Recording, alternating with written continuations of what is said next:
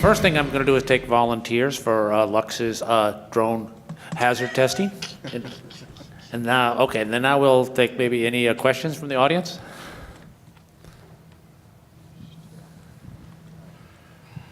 Any questions? I think you're all just stunned and overwhelmed. Okay, one question here. All right. Tell us a little bit about the precaution you take to prevent things like hacking drones, like any malicious activity that may happen, and also a little bit about what it takes to install I guess you would call it maybe an anti-drone system, drone defense system, detection system. So yeah, two parts to the question. So the question was first, what precautions have you taken about hacking or interceding for your drones? And I'm not sure who wants to take that question. I'll start. Can you hear me out there? Yes. Okay. So the FAA and the FTC have been debating who has got responsibility for this. Obviously, safety of flight now, the FAA is kind of moving into this area, but they're a little behind in the cyber attack realm. We're doing research. One of our projects right now that's just finished up is it's looking at different protocols and with the digital radios nowadays to do all kinds of different software packages to prevent drone-to-drone interference and then also potential spoofing or somebody trying to hijack your signal.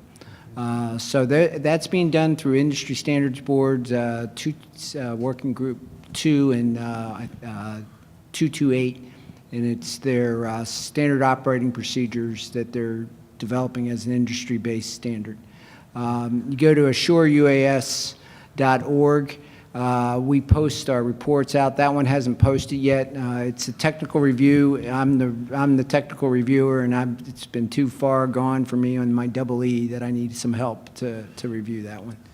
But operationally, I don't know if these guys want to add to it, but we're just starting to tackle that problem. I'm certainly not an expert, but working with the AeroVironment unmanned systems, drones, they use a scrambled data link for the commands, came from the military, so that was the protection heading towards the standards that Lux mentioned. But And I'll make one other comment. I know that during the Boston Marathon, they hired a firm that basically listened for the sound of drones to drone detect along the entire course of the racetrack, and had other drone versus drone deployments to take down, my drone's bigger than yours, I'm going to knock you out of the sky, some kind of thing like that. One other thing that I wanted to add on the second part of your question is counter UAS. So FAA has no mandate in counter UAS. DOD does overseas. There's Title 18. There's all kinds of restrictions to it. What we're generally finding, our final report is not out. The quick look report is the FAA went and did Dallas, Fort Worth, Atlantic City, Denver, and a couple other airports. And we monitored the systems out there, and basically it's a hodgepodge of everything from listening systems, which have some FCC restrictions, radar. So what they found is a crossbreed of requirements. So if you have a situation where you're trying to defend approach ends to a runway, not have UAVs cross into it, depending on the traffic level, it's probably a combination of systems if you really want to defend against the possibility to pick up have the best chance of picking things up. Everything from acoustics to radar to passive systems that are also available. So I mentioned the fact that we had stopped using any non-US, non-European drones. We handed our fleet at the time over to our cybersecurity folks and let them do penetration testing on them. So they did not necessarily tell me what they found, they just told me the result. Very interesting. Before we get to our next question, I want to make sure we bring Travis into the conversation. And my question actually I have for Travis is, with the the many resources that you have at Bentley, how is it that you can process some of the data? What kind of data do you process, and how does Bentley deal with the asset management from drone collected data? So Bentley has a suite of software and technologies that can process data. One of the things that we focus on, because our customers own, large assets like Duke, is to turn data into actionable items, recommendations, like you'd mentioned. And that typically is asset management, inspections, and mitigation. But it was interesting, I forgot who said it, I think you said it, this is not emerging technology. So, I've been around remote sensing since I was in college, and the only thing that I've seen that's changed is that it's gone from manned to unmanned. Mm-hmm. The workflows are still very similar. The data formats are fairly similar, and the intelligence that they're getting out of the processing is very similar. So, they're context rich, but the real value is being able to increase the velocity of turning that data into information. And we've acquired some technology that does that quite well in context capture.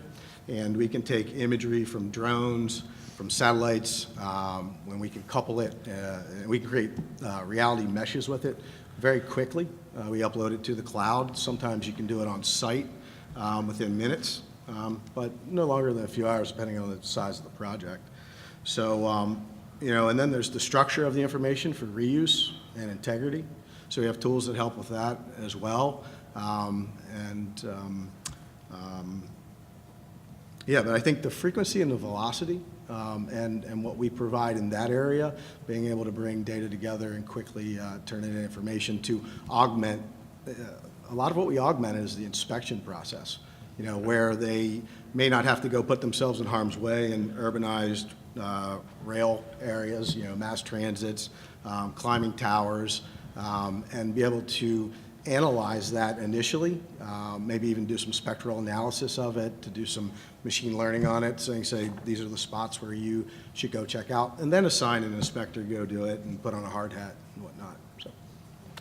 Next question?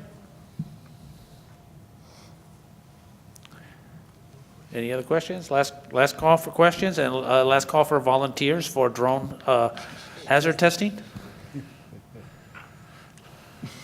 We need more women. There have to be a lot of 50% males.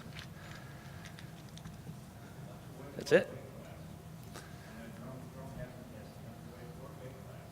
What weight class for the drone hazard test? It depends on, we can negotiate that. It's under 55 pounds, then we can go lighter if you're a volunteer. One last. Do you find that the maintenance program you have to put in place, because now we've bought an asset and we have to maintain it for the long term, batteries, rotors. So can you give a little background on what all that involves? I cannot, and I'll be honest with you, since it went out of my shop into the kind of the day-to-day operations of that, I don't have that information. I know we have one, a maintenance program. I don't know what it is. So I can get you in touch with the right people at Duke to find that out, but I don't know how often we're changing blades, how often we're changing batteries out. I mean, because every time you cycle that battery, you're losing a little bit of life, because it is lithium ion for the most part. And so I just don't have exact information. I apologize.